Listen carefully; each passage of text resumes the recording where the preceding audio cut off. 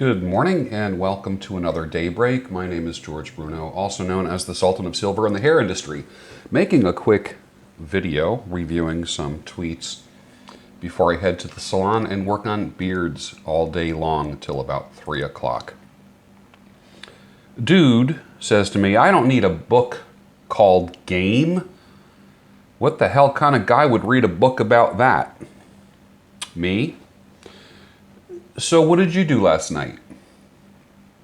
Dude says, watch Netflix. Me?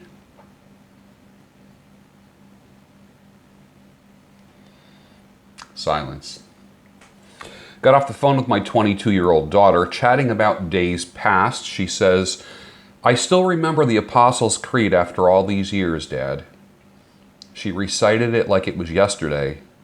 And she says, it describes what she believes. I was pleasantly surprised. I believe every man, woman, and child should be able to hit a target at 50 yards, tie a few different knots, sharpen a knife, an axe, be able to identify at least 10 sources of nourishment out in nature, know how to start a fire with nothing, and be able to protect themselves and their loved ones.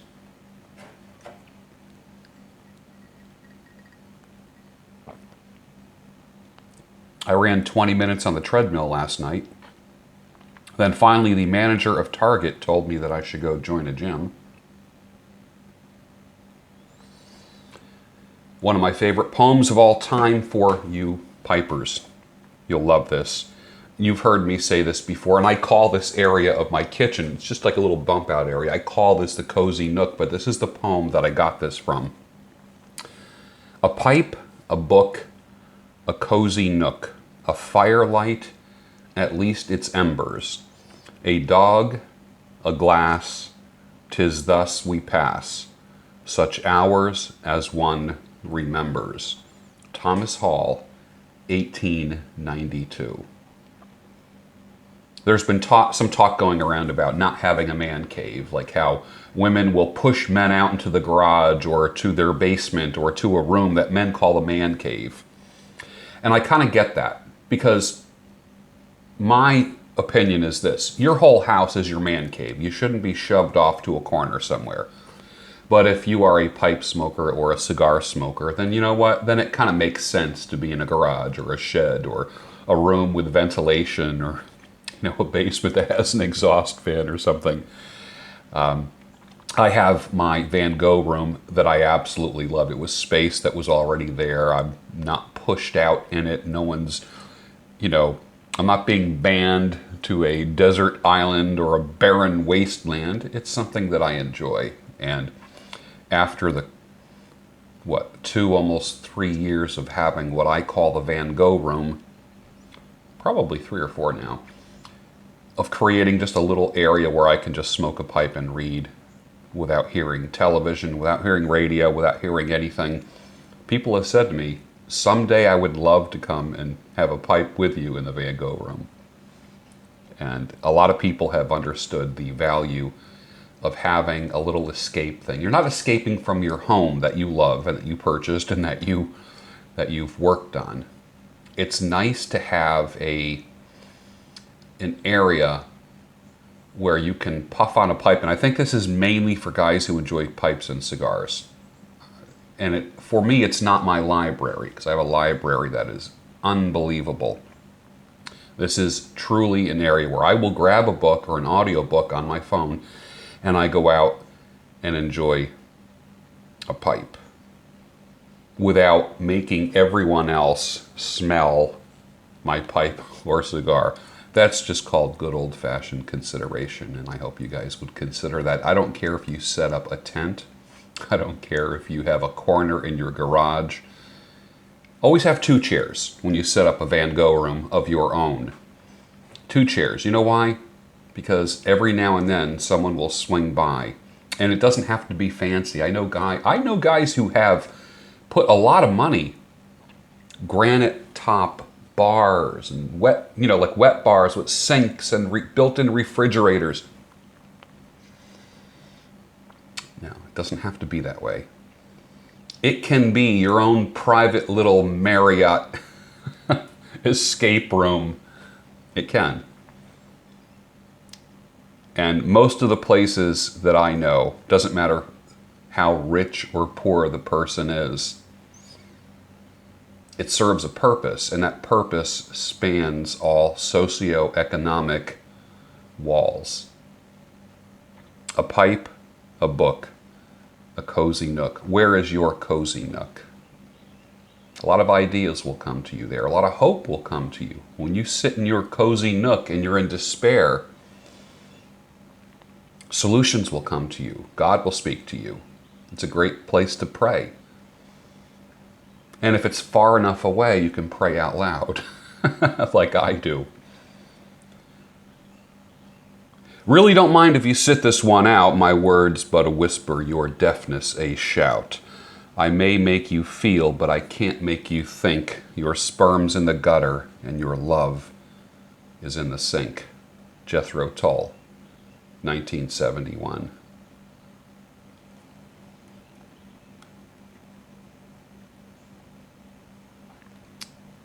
We used to call the Doors lounge music or psychedelic music, and I listened to them quite regularly, at least once or twice a week. I listened to the album called The Very Best of the Doors. And in my mind, it's music that's never been equaled. Start listening to The Very Best of the Doors, and you'll really, really, really appreciate Jim Morrison. What is the longest you've had a t-shirt that you wear? Mine is a black Dennis Kirk Racing pocket t-shirt. Had it for over 20 years. There's holes in the seams. It's almost falling off of me. But did you ever notice, guys, that when you are about to throw out an old t-shirt, your wife or girlfriend might say, no, don't throw that out. I want it. And then they use it as a sleep shirt. I don't know. I think that's pretty sexy when my woman is in one of my old t-shirts. There's just, I don't know, there's something about it. Something about it. And it should fit her like a dress. If she looks like a sausage in your t-shirt, maybe you just need to go take some walks together, all right? I don't think any man wants to be with, even in the quote-unquote big butt culture and all this, I like thick women. Thick is just another word for fat, so stop that right now. Stop it. Take your woman out. One of the best ways to get a better looking woman is to take her out for a walk. It almost sounds like taking a dog for a walk. I don't mean it that way. Because guess what? You're going to get yourself into shape. She's going to get into shape. And who knows, maybe the love life will just pop again. Something to think about. Getting in shape together is a good thing. And maybe she'll start catching your eye more than she has been. And vice versa. The door does swing in both directions.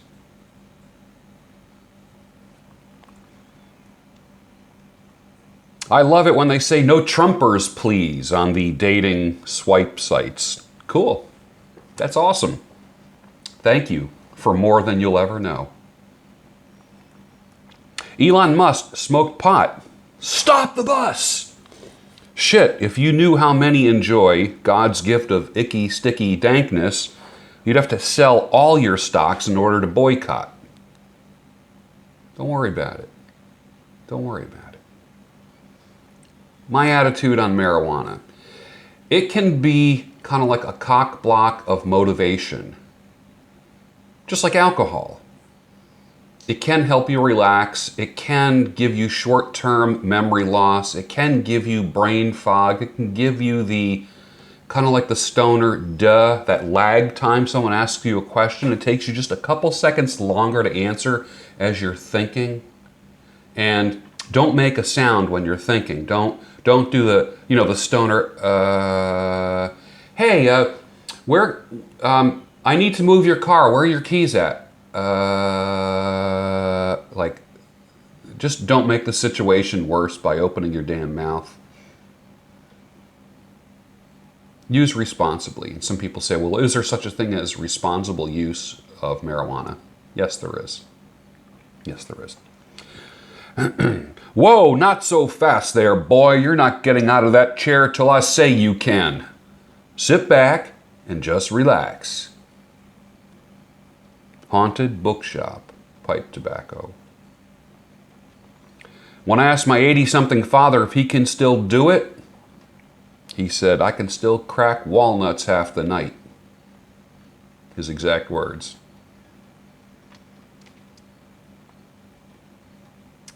C.S. Lewis, a very profound statement, my favorite author. Read anything by C.S. Lewis, anything.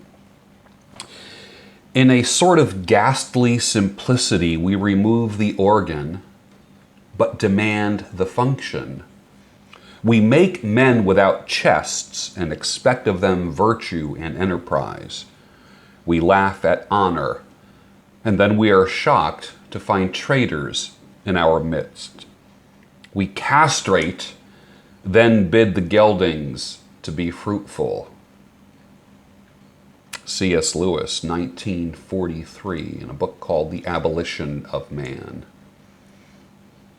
What grabbed me was this: we make men without chests, and then we expect of them virtue and enterprise, and then we're shocked to find traitors in our midst. Traitors to manhood. Traitors to masculinity.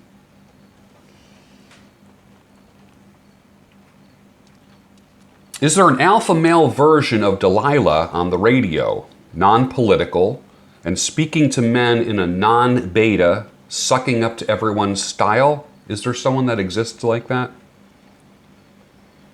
I'm possibly looking to create something like that. Work your audience, play the songs they want to hear. That's what a good DJ does. A good social media person, an effective social media person, does that as well. Don't dilute or lessen the impact of your message by having to explain everything. Your audience follows you for a reason, and your market is not people that you have to convince of anything. Keep that in mind. Your effort needs to go into marketing, not convincing people of everything. As a matter of fact, you already have an audience, you just don't know who they are yet. When I was a kid, I remember my grandfather looking at the fat that I would cut off my meat and saying, "You're not going to waste that, are you? That's the best part." My grandfather would say that to me. That's the best part. I can't imagine, when I was a kid, I couldn't imagine eating fat. Now as I'm eating a ribeye, fat is part of the equation.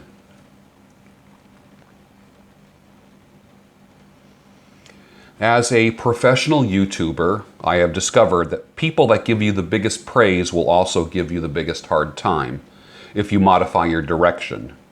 So here's my advice for those that are starting YouTube channels and are watching and have recently started channels. Do what you want and your market will find you. And then when your market finds you, turn it up to 11. As I have been back in the so-called dating world, frame is so important. I'm not looking to fit in with anyone. There's too many games. My effort goes into me. Am I attracting better women than ever? Absolutely. You know why? Because women want the best version of you now. What they don't want is the you that has potential. Oh, he's got good potential, so I'll date him or I'll go out with him. They want the you that's ready to rock now. My untold rules of success. Make them more beautiful than they can make themselves. Make them richer than they can make themselves. And make them happier than they can make themselves.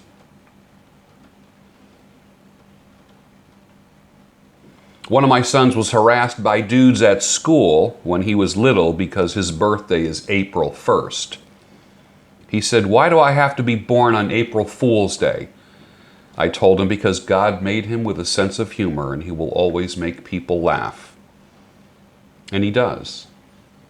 And it serves him well.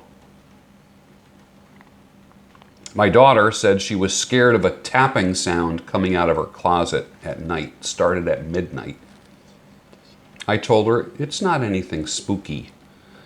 There's just a little tiny little miniature drummer boy in there practicing his drums for you.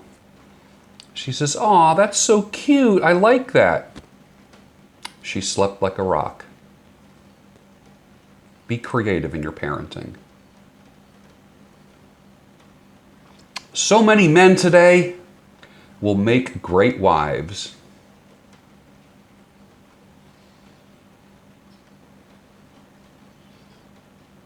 A lot of seasoned older women opt for a slightly plumper look, plus 10 pounds, because it smooths out fine lines, wrinkles, and jowls. They try a hardcore diet and exercise, lose a ton of weight, then they notice that they look older, then they back off of that, and they go back to a little bit of a plumper look. It's an observation. Men do have the same issue, but they don't care as much about looking older. Oil cleansing, a great way to wash your face. It's a centuries-old beauty secret. Soak a washcloth in hot tap water. Place a quarter-size amount of rosehip oil in your hand. Spread it all over your nose, face, forehead. Take that hot washcloth. Let's just say this is a hot washcloth. You wring it out and put it on your face. Keep it there until it remains cool, and then use that to wipe off any residual oil. Gently, don't be digging into your eye area or under your eyes. The skin is very thin there. Your skin is going to be glowing, clean. It's called oil cleansing, and one of the best oils to use is rosehip oil. It's kind of like an anti-aging oil. Try it. There's an expiration date on most relationships. Unfortunately, it's only visible to those outside the relationship. One of them is usually blind to it. Expiration dates usually appear when one is in a hurry to be part of a couple or just can't enjoy singleness in its purest form. Things from people's pasts that two adults have to weigh out if deciding to move forward. Kids, grandkids, drugs, alcohol use, incarceration, tattoos and their significance, debt, other fucked up family members, the son living in the basement, religion. You as a man have to determine what you are going to take. How much are you willing to tolerate? How much of her past is acceptable to you? Some things are, some things aren't. There are a lot of red flag issues. There are skeleton in the closet issues. Meeting people as an adult. You have shit. I have shit. How much shit do we want to put up with? What level of shit is acceptable? You had a life before me, and I had one before you. Good morning, skeleton and red flag detectors. It's going to be a great day today. When you're on a diet or trying to lose a few pounds, Italian girls be like, "Don't get too skinny on me." I've already had at least a dozen women say, "You're getting too skinny." Let me tell you what's getting skinny is my blood work. That's getting skinny. My blood pressure is getting skinny. My type 2 diabetes is real skinny. My testosterone is fat. Everything is skinny, and I love it. How come they don't say that?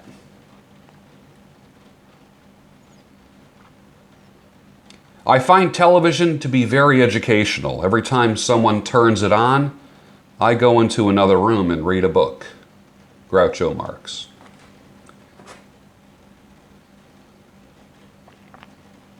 Have a great day. Go out and kill it today. See you soon.